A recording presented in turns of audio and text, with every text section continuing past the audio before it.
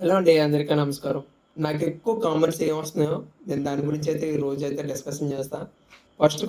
First comment ఏంటంటే, "sir notification ఎప్పుడు release అవుతుంది?" అని చెప్పేసి అడుగుతున్నారు. మీరు కామెంట్స్ ప్లస్ నాకు ఇక్కడ ఆఫ్‌లైన్‌లో స్టూడెంట్స్ చాలామంది రావడం అయితే జరుగుతుంది. వాళ్ళు కూడా అయితే అదే అడుగుతున్నారు. సో, అందరికి కూడా ఒకటే ఆన్సర్ అయితే ఇవ్వడం అయితే జరుగుతుంది. లాస్ట్ ఇయర్ అయితే మనకి సెప్టెంబర్‌లో అయితే రిలీజ్ చేశారు. సో, దానికి ఎందుకు డిగ్రీ లేట్ అవుతదని చెప్పేసి కారణం మీకు తెలియాలి కాబట్టి నేను చెప్పడం అయితే జరుగుతుంది ఈరోజు. So, engineering and D pharmacy join అయిన తర్వాతే డిగ్రీ అయితే కౌన్సెలింగ్ అయితే స్టార్ట్ అవ్వడం అయితే జరుగుతుంది. ఎందుకంటే ఎక్కువ మోస్ట్ ఎక్కువగా బీటెక్ అండ్ డి ఫార్మసీ ఎక్కువగా వెళ్తారు BiPC students, MPC students. So, వాళ్ళకి first counselling and BTech second counselling అయిన తర్వాత నెక్స్ట్ డిగ్రీ నోటిఫికేషన్ రిలీజ్ చేయడం అయితే జరిగింది. ఎందుకంటే లక్షల్లో ఫీజులుంటాయి. ప్లస్ వాళ్ళ ఎయిమ్స్ కూడా ఎక్కువగా జేఈఈ మెయిన్స్ కానీ, అడ్వాన్సెస్ ఆ విధంగా కూడా ఉంటాయి.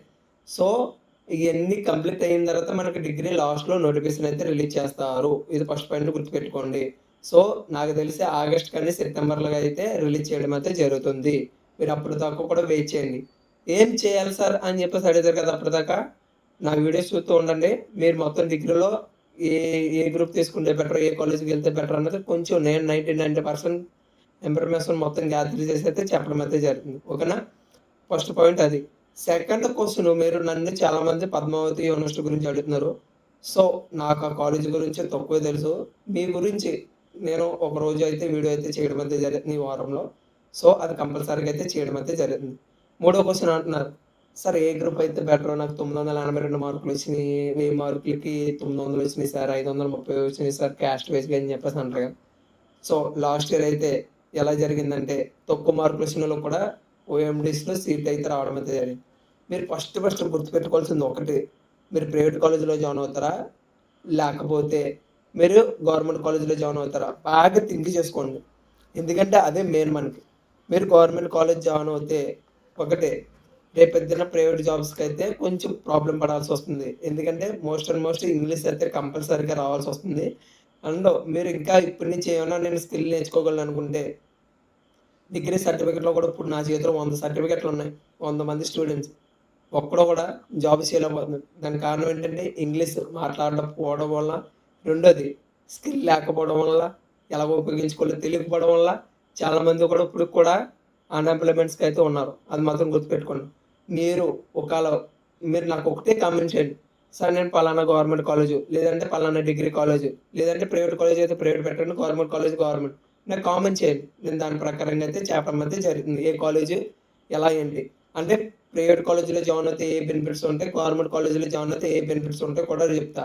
అంటే ఫీజు విషయంలో కూడా ఏ డిఫరెన్స్ ఉంటది. తర్వాత సాలరీల విషయంలో కూడా ఏ డిఫరెన్స్ ఉన్నాయో కూడా నేను చెప్పడం అయితే జరుగుతుంది మీకు నెక్స్ట్ వీడియోలో.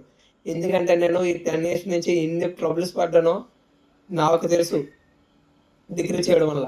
అలాగని చెప్పేసి బీటెక్ చేసినోళ్ళు ప్రతి ఒక్కడు కూడా టాపర్ అని నేను చెప్పను. ఎందుకంటే వాళ్ళు కూడా పే చేస్తున్నారు. సగం మంది సబ్మిట్లు అవ్వక, సగం మంది సబ్మిట్లు అయ్యి కూడా. సో, వాళ్ళందరికి కూడా జాబ్స్ బయట ఎలా కండిషన్ ఉందో కూడా నేను చెప్పడం అయితే జరుగుతుంది మీకు. ఎందుకు చెప్తున్నానంటే స్కిల్ నేర్చుకోండి అని చెప్పేసి ఫస్ట్ నుంచి కూడా చెప్పడం అయితే జరుగుతుంది ప్రతి వీడియోలో కూడా. సో, ఏ స్కిల్ నేర్చుకోవడం కూడా బెటర్ కూడా నెక్స్ట్ వీడియోలో అయితే చెప్పడం అయితే జరిగింది. ప్రెజెంట్ ఓఎండీస్ గురించి, డిగ్రీ గురించి అయితే ఇది. ఇంకా మీరు కామెంట్‌లో క్యాస్ట్ సర్టిఫికేట్ ఎలా చేసుకోవాలి? ఇన్‌కమ్ సర్టిఫికేట్ ఎలా చేసుకోవాలి? ఈడబ్ల్యూఎస్ ఎలా చేసుకోవాలి? అని చెప్పేసి అయితే చాలామంది అడుగుతున్నారు. గతంలో అయితే నేను సభ్యతల కోసం ఈడబ్ల్యూఎస్ ఎలా చేయాలి ఏంటి అని చెప్పేసి గతంలో ఒక వీడియో చేయడం అయితే జరిగింది.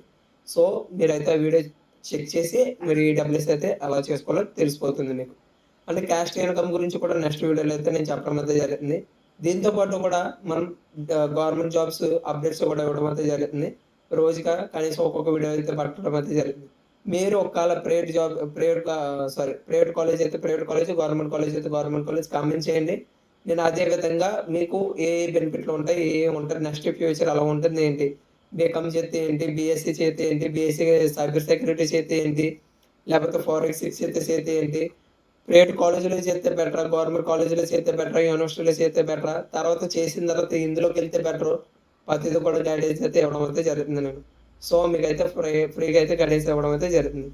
సో, కామెంట్‌లకి చాలా మందికి రిప్లై ఇవ్వట్లేదు. నాకు ఖాళీ దొరకట్లేదు. సో, ఈ వీడియో చూసి మీరైతే కామెంట్‌లో అయితే కొంచెం అర్థం చేసుకోండి.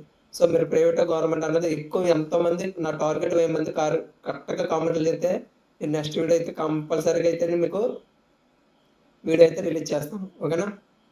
ఇప్పుడు వరకు ఈ ఛానల్ ఎవరైనా సబ్స్క్రైబ్ చేసుకోకపోతే సబ్స్క్రైబ్ చేసుకొని బెల్ ఐకాన్ అయితే యాక్టివేషన్ చేసుకోండి. Thank you for watching.